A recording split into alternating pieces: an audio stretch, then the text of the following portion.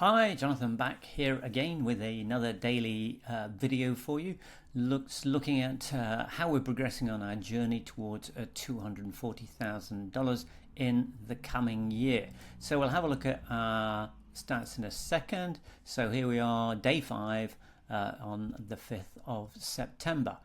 So what I want to do, as usual, we'll have a quick look at the stats where they are now, but also then onto the focus of this video, which is really all about setting up a split test.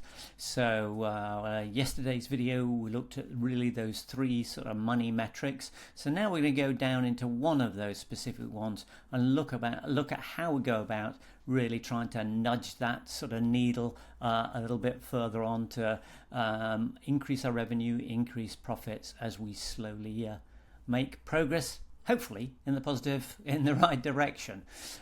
Okay, so first off, yesterday we did. Why doesn't she? Oh yeah, there we go. $731, and we spent. Where are we? I'm sure it's in here somewhere. Actually, I'm setting this at the wrong date. Let's have a look at the right date. Yesterday. Oh, there we go. I spent 287, say £288, and I've calculated that somewhere. Oh yeah, here we go. £288 is about $390.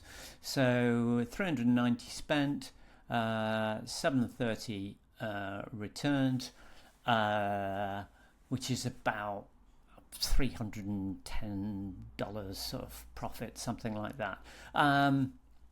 It's all good. Anything in profit, I'm happy with.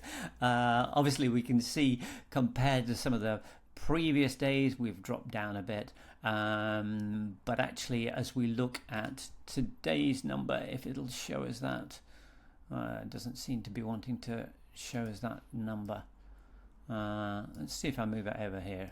We can see. Oh, there we are. So today it's 5 o'clock. UK time in the evening, so we're at 577, so might end up in a similar position, hopefully, but while we're in profit above our ad spend, then it's all good. Anyway, so let's move on. So yesterday I was talking to you about these 3 sort of money metrics, that cost of a customer acquisition, the average order value, and the lifetime value of the customer, being the 3 sort of real focus areas.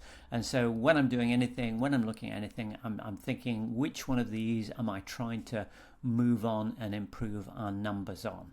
So as we saw, some of the things, it can be quite close in terms of the cost of customer acquisition and the average order value. So I've decided the split test I'm going to run next is focused on this average order value. Now, you can see here we have improved it in the last 7 days, although these numbers will always fluctuate up and down. So whenever you take a view on them, they can always change. But it was looking at had gone up to sort of $50.82 in the 7-day window. I have actually had a look somewhere. Oh yeah, so in the first few days of September, and obviously we have had some good sales numbers, but actually our average order value has actually gone up to $55 recently. So we're actually currently beating our 7-day number as we go, which is all good. But we're never finished, so we're always looking for the next thing that we can do. And so what I want to do is just talk you through what we're doing, what the current bump is, and really what we're going to test next and how we'll go about doing that. So really what we've got next, well, first things first, if you haven't seen it, an order bump is actually something that's a very complementary offer. It's almost like a bit of you don't even need to think about it. You think as you've bought your main product and you go, actually that would make it even better. So in my case, the core product is video lessons on 42 famous guitar riffs. And so my little order bump, my add-on, is backing tracks to go along with these 42 riffs. So it gives you the backing to be able to practice along with. It's a great little add-on and really enhances the main product, which is always good. So so this is my sales page, and in future videos I'm going to go through and break down exactly the audience I've got and why it's structured like this and the flow of it. I'm not saying this is the ultimate in sales pages, far from it, but this is where I'm at now and what I'm building on. So I just want to show you where an order bump comes in. So somebody, say, starts an order, they decide to, first steps, get their content deals, proceed to step 2, and this is where the order, let me move myself up here, this is where the order bump comes in. You see the main product, $27, and then they can add, if they want, the order bump here, which is the backing tracks, right? So that's what it is, and currently it's got a take-up rate of 56%, which is very good. I'd be very happy with that number. But we're always looking at what can we do to improve it further. So when doing a split test, I'm always looking at, okay, we need to test what we're doing at the moment against something else without changing too many of the variables. So what I'm looking to do is, I was thinking, okay, well, I've got these backing tracks. What other offer might be really complementary to what it is I do? And rather than me rack my brains too much on that one, what I did is I went to 3 different AI tools, and I pasted in the sales page and said, look, this is what my main offer is.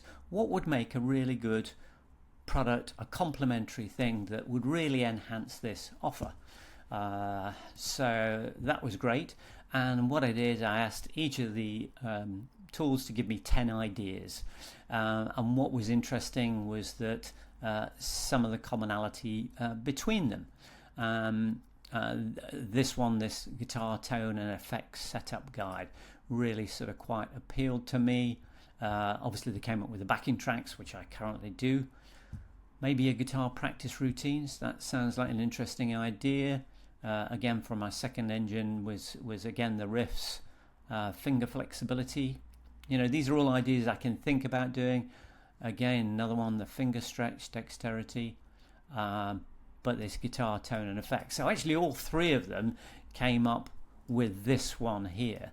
And actually, as it happens, I didn't even think of it myself, I do actually have a product that sort of fits in with that, which is really all about setting up your guitar and recreating the sound and style of some sort of guitar greats. So actually I happen to have something sort of ready-made that will fit in there. So what I want to test is that if I decide to say, rather than my backing tracks be a order bump, why don't I actually put those into the main product as a free bonus to maybe enhance the core offer, maybe increase the conversion rates of the core offer, and then actually add a higher price bump offer, which is my secondary course, at $27. So that's the idea that I want to test and to see whether it works. Now, it could go either way. We could find that the take-up rate plummets, and actually having a high price bump actually puts people off buying the main offer. So, it could have a double negative effect, or it actually could work and really drive things forward and increase that average order value. So basically that's the idea. You've always got to be sort of thinking, okay, what am I testing against? What do I think is possible outcomes from it, and making sure we're going to be measuring it. So what I'm going to do, I'm actually tomorrow I'm going to build this split test, so I'll show you exactly how it looks from the back end, if you like, and then we're going to actually set this test off running. It'll probably run for about a week or so to give me an indication as to whether it's working or not. And obviously I'll be sharing the results of it with you and talking through how we assess the success or the failure of this particular split test. So hopefully that's given you some interesting things to have a think, have a ponder around. But as I say, that's what we're doing right now. And tomorrow, I think we'll probably maybe look a little bit more into the sales page or into the audience and approach maybe. Anyway, I'm quite decided on that one. We'll see how it goes. But for now, that's all we've got. So I shall see you in tomorrow's video. Okay, bye for now.